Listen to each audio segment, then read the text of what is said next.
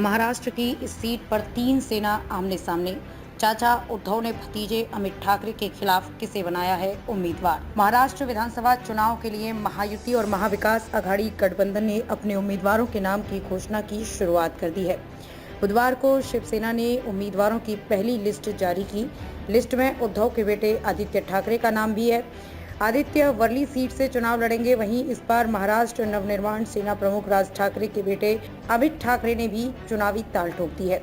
Central Mumbai के Mahim seat से अमित ठाकरे चुनाव लड़ेंगे। गौरतलब है कि इस सीट पर तीन सेनाओं की लड़ाई होने वाली है।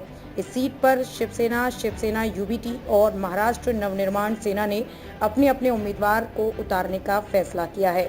एकनाथ शिंदे की शिवसेना ने सदा सरवणकर को माहिम से अमित ठाकरे के खिलाफ उतारा है। यानी अब दादर माहिम निर्वाचन क्षेत्र में सदा सरवणकर बनाम अमित ठाकरे बनाम महेश सावंत के बीच त्रिकोणीय मुकाबला होगा। महाराष्ट्र में 288 सदस्यीय विधानसभा के लिए चुनाव 20 नवंबर को होगा और मतगणना 23 नवंबर को होगी।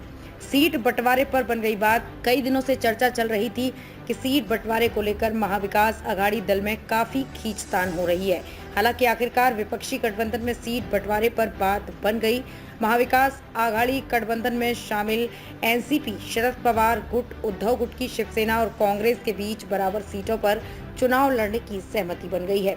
उद्धव गुट के नेता संजय राउत ने एक प्रेस कॉन्फ्रेंस में सीट बंटवारे का ऐलान किया। तीनों दल 85 सीटों पर लड़ेंगे चुनाव। शिवसेना यूबीटी सांसद संजय राउत ने बताया कि एमवीए में शामिल तीनों दल कांग्रेस, एनसीपी, उद्धव गुट की शिवसेना 85 सीटों पर चुनाव लड़ेंगे।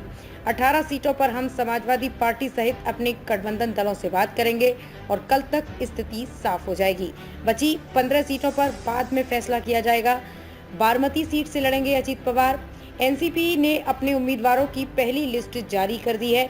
इस सूची में 38 नाम शामिल हैं, जिसमें उप मुख्यमंत्री और एनसीपी प्रमुख अजीत पवार का नाम भी है। एनसीपी प्रमुख अजीत पवार बारामती से, छगन भुजबल येवला से और दिलीप वासले पाटिल अंबेगांव से चुनाव लड़ेंगे।